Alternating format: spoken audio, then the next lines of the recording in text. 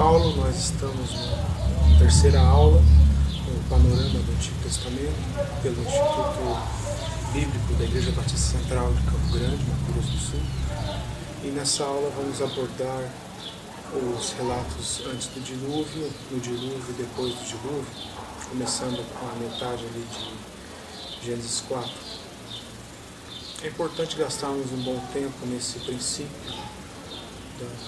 da criação, dos primórdios, mesmo da nação de Israel, para entendermos como a história foi se desenrolando. Então é importante gastarmos tempo na estruturação do nosso pensamento. Por isso, esse tempo maior no livro de Gênesis. Depois que Caim matou Abel, seu irmão, e Deus amaldiçoou Caim, a Adão Deus deu mais um filho. Eva deu à luz a Sete, e a partir de Sete nós temos uma genealogia que vai até o Senhor Jesus Cristo. Essa genealogia passa obviamente por Noé, vai passar por Abraão, Davi, e chega então do Senhor Jesus Cristo. E essa é a linhagem que Deus então, de certa forma, escolhe logo no começo para trabalhar. É nessa linhagem que nós vemos Enoque, que andou com Deus e Deus o tomou para si. E como já falamos, dessa linhagem que vemos Noé, de quem vamos falar daqui a pouco, mais detalhes. Mas Deus então coloca o homem nesse mundo, e essas primeiras gerações, se não os pais, os avós, os bisavós, pessoas, os seus antepassados que conviviam com eles, eram pessoas que tiveram contato pessoal com Deus, sendo o próprio Adão, que pôde ver muitas e muitas gerações depois dele, por causa da idade com que eles morriam naquela época. E essas gerações então tiveram esse contato. Era um planeta, era um universo recentemente criado. Naquela época todos eram criacionistas, mas a despeito de não terem dúvidas sobre a criação de Deus, sobre o Deus Todo-Poderoso criando, aquela geração começou a se corromper. Bom, vamos falar um pouco sobre as idades. Se você olhar as genealogias ali no capítulo 4 de Gênesis, você vai ver que as pessoas tinham uma idade muito avançada. Capítulo 4, na verdade, começando no capítulo 5, né? Capítulo 4 tem um pouco a de Caim, mas no capítulo 5 nós temos a de Sete. E pessoas que viviam acima de 800 anos, acima de 900 anos. E entendemos que era possível essa vida longa por causa da terra como era antes do dilúvio. Na ocasião do dilúvio é dito para nós que as comportas do céu se abriram, e aquela água que estava lá em cima, que Deus havia feito separação entre as águas debaixo do firmamento e em cima do firmamento, você vai se lembrar que isso aconteceu no segundo dia da criação, e Deus faz essa separação, e nessa cúpula há uma estufa, e o homem vive dentro de uma estufa. E nessa estufa que Deus criou, o homem vive até quase 1000 anos.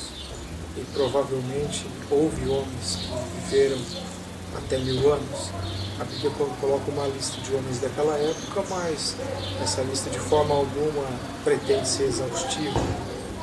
Apenas cita os principais homens da linhagem que chegaram de Sete até Noé, mas os irmãos, os primos e os outros da linhagem de Caim não faz menção. E na época de Noé a terra já estava bem cheia, muita gente mesmo. É descrito para nós a multidão que havia lá, que era tão grande quanto a multidão dos pecados que eles cometiam. Mas as gerações vão indo. Nós entendemos que essa idade era literal. Eles não estavam contando de modo diferente como nós contamos hoje, mas contavam da mesma forma. Nós podemos ver isso.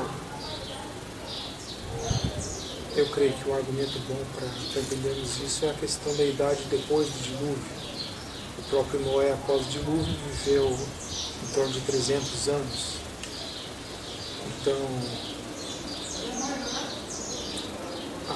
se você disser que antes do dilúvio se contava a idade de uma forma e depois de outra, você vai ter problemas com Noé. Ele teria vivido então muito mais do que mesmo os outros antes do dilúvio. E seus filhos também viveram bastante, e nós vemos uma regressão da idade. A idade vai diminuindo até chegar nos 170, 120, 100, 80 e até chegar naquilo que nós temos hoje, que uma pessoa que morre por idade, a idade que geralmente chega. Mas entendemos que aquelas idades eram realmente idades literais, por causa desses fatores. Quando o homem pecou contra Deus e foi acumulando pecado contra Deus, isso ofende a Deus, isso afeta a Deus, não o torna menos Deus, mas ele não se sente bem com o pecado, ele não se sente bem com a corrupção da sua criatura, da sua obra. E o pecado chega a tal ponto que Deus decide destruir o mundo da época. E é o que acaba acontecendo. Mas naquele contexto Deus encontra Noé. A Bíblia não coloca que a família de Noé era justa, mas Noé era justo. Noé era um homem que cria em Deus, no meio de uma geração perversa e corrompida. Ele é um pregador, pregoeiro da justiça. Tentava levar as pessoas de volta a Deus, algumas gerações depois da própria criação. Eles já estavam tão longe de Deus, mesmo sendo criacionistas, de certa forma, mesmo crendo que foi um Deus todo-poderoso que criou todas as coisas. E Noé, então, obedecendo a Deus, constrói a arca.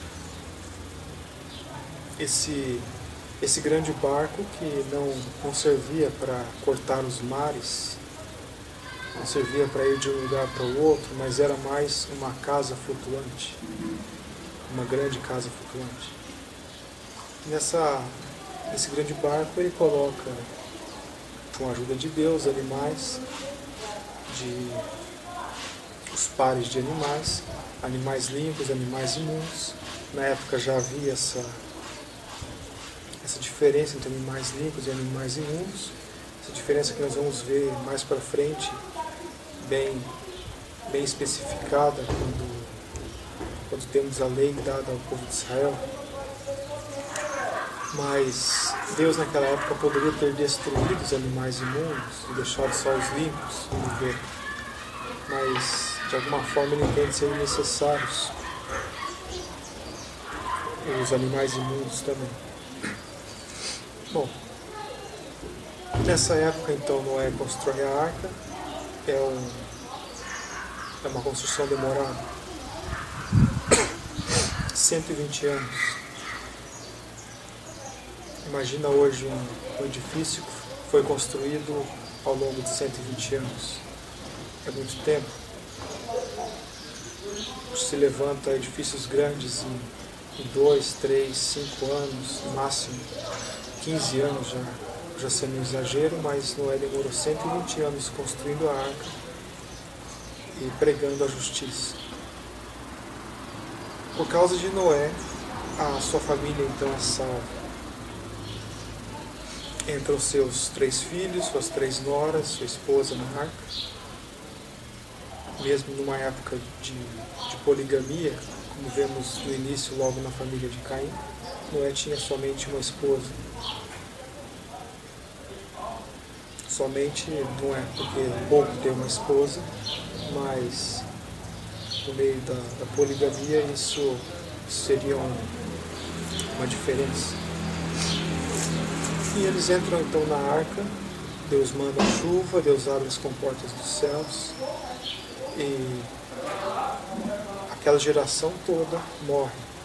Nós entendemos que o dilúvio ele foi universal e não local. No dilúvio, todos aqueles que não faziam parte da família de Noé, daquelas 8 pessoas, morreram. Todos os animais terrestres que não estavam na arca morreram. Deus destruiu todos os animais, todos os homens, e só manteve então Noé e sua família.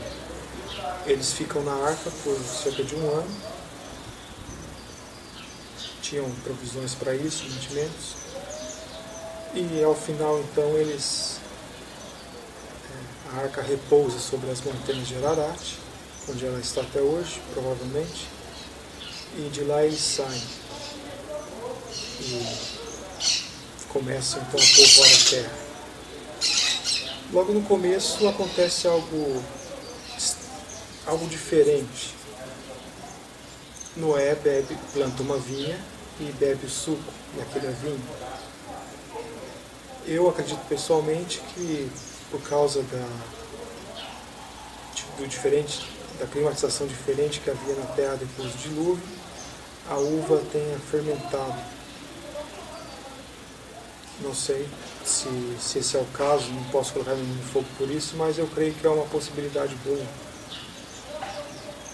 E Noé tomou daquele produto e realmente acabou ficando bêbado, e inclusive tirando a roupa e no meio da sua tenda. Mas aconteceu também uma coisa diferente, eu já volto para isso. Nessa época Deus então permite que o homem coma carne. Antes do fim do dilúvio, o homem não podia comer carne.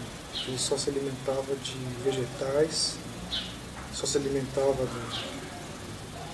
dos frutos do reino vegetal. Mas com a queda,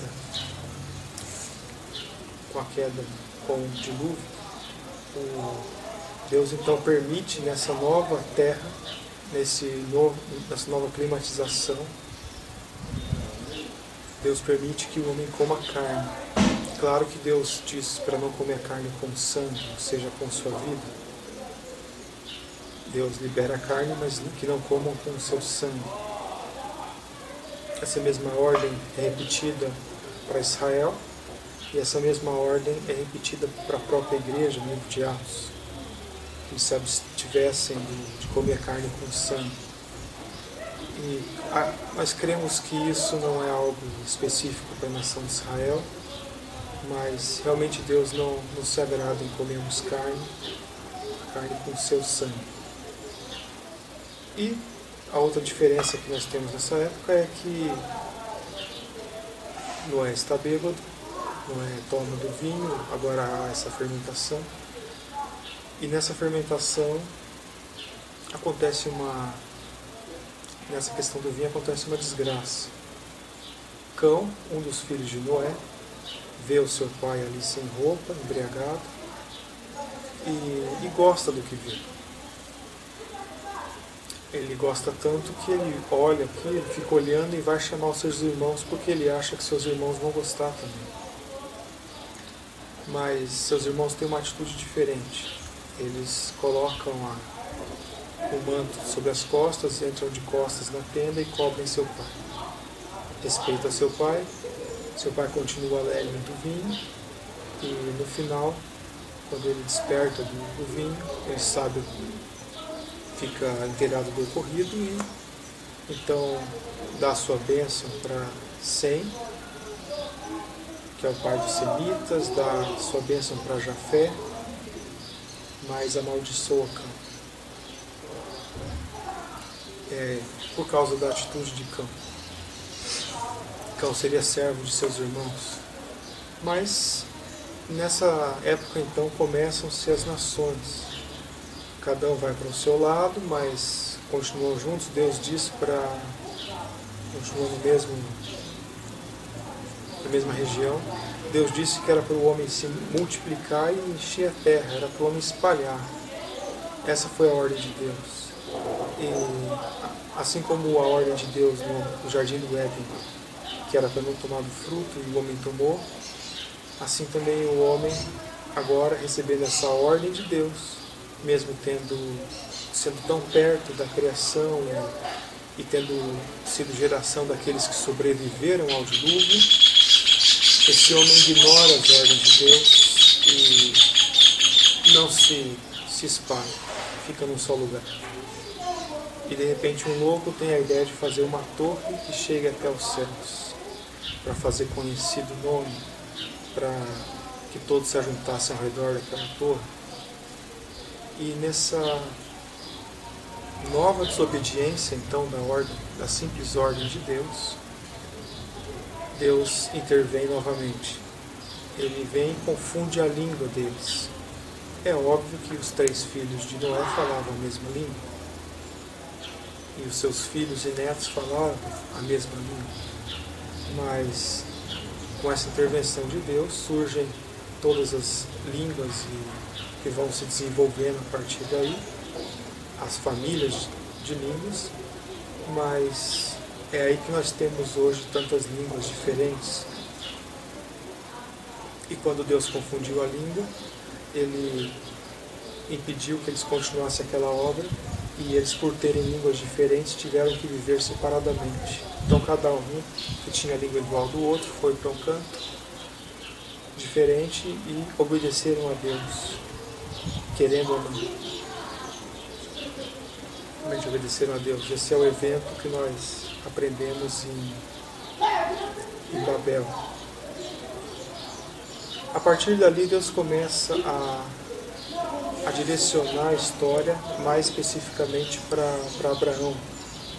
Para Abrão, que seria o primeiro nome dele, e destacando a família dele. Terá, Naor, Abrão. E Deus então chama Abraão da terra que ele estava, que era Ur dos Caldeus, para uma terra que ele iria mostrar. E Abraão sai com boa parte, alguns de sua parentela, não boa parte, mas alguns, por exemplo, seu sobrinho Ló, sai com seus servos, sai com os bens que ele tinha, com sua esposa, eles não tinham filhos, Sarai, sua esposa, e eles vão então para uma terra que Deus ainda havia de mostrar. E eles vão para aquela região então de Canaã, mas eles param ali em Parã. Em Parã eles ficam um bom tempo, e depois dali que eles então se dirigem para a terra de Canaã, que é a terra que conhecemos hoje como Israel.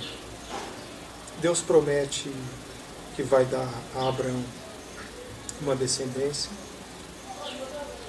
Ele promete que seus descendentes seriam numerosos como as estrelas do céu, como a areia da praia. Se ele pudesse contar as estrelas do céu, ele também poderia contar a multidão dos seus descendentes. E Abraão recebe essa promessa. Abraão crê em Deus e ele tem uma vida de obediência a Deus. Ele não era judeu. Vamos agora fazer uma diferenciação aqui. O judeu propriamente dito, ou israelense, israelita, assim, ele começa com Israel, que é o neto de Abraão. Em Abraão tem vários povos. Abraão, por exemplo, teve seu filho Isaac e teve seu outro filho Ismael. Ismael é pai de uma outra nação, mas Abraão trabalha com Isaac. Isaac tem 2 filhos, Jacó e Esaú. Esaú também é pai de outra nação, mas Deus trabalha com Isaac. Deus trabalha com Israel. E E a partir então dessa chamada de Abraão, nós temos uma série de histórias envolvendo a família de Abraão, até a morte de seu bisneto, que é José, que ele morre no Egito. E Abraão é chamado por Deus, ele tem seu filho Isaque aos 100 anos. Quando seu filho está jovem, Deus faz novamente uma prova com ele, já havia feito a prova de chamá-lo para uma terra que ele nem conhecia. Agora Deus diz para ele matar seu único filho, que seria o filho descendente de Sara, o filho da promessa, que é Isaque. E Abraão tem um desafio pela frente. Ele não receia, ele acorda de madrugada, pega a lenha, pega Isaque, eles vão até o monte. Abraão, então, amarra Isaque em cima da lenha e pega a sua faca, seu cutelo, para matar o seu filho. E quando ele está para matar, Deus vê que realmente Abraão obedecia a Deus, cria em Deus. Qual é a questão? Deus havia dito que em Isaque seria chamada a sua descendência. Isaque não tinha filhos ainda. Logo, Isaque morrendo, morreria a própria promessa de Deus. E Abraão cria que Deus era poderoso para cumprir a sua palavra. Abraão cria que mesmo depois de ter matado seu filho, ter colocado fogo, para isso ele levou a lenha e levou o fogo também. Mesmo depois de ter feito isso, seu filho ter virado cinzas, Deus o levantaria dentre os mortos. E qual esse tipo de fé de Abraão? Abraão creu na palavra de Deus. Abraão creu que o que Deus havia dito, ele iria cumprir. E nessa mesma fé, todos aqueles que têm essa mesma fé de Abraão, que creem na palavra de Deus acima das circunstâncias, acima de tudo, mesmo não tendo o sangue de Abraão nas suas veias, são considerados judeus, são considerados filhos de Abraão. Nós somos filhos de Abraão pela fé. Nós, os que cremos na palavra de Deus, cremos nas promessas que Deus nos deu, cremos que o que Deus disse é verdade, que Ele vai cumprir a sua palavra. E a partir ali de Abraão, então, Deus a partir especificamente de Jacó, Deus começa a trabalhar com aquela família especificamente. Embora Ele trabalhe com os povos, com outros personagens, Ele não simplesmente trabalha com Israel e esquece o resto, mas Ele tem um propósito especial para Israel. Ele escolhe Israel como uma nação sacerdotal, como uma nação que iria abençoar todo mundo, uma nação que iria escrever a sua palavra, e a sua palavra ser bênção para todo mundo, e principalmente uma nação da qual viria o Messias, aquele que salvaria não só a nação, mas todo mundo. Então temos aí Israel como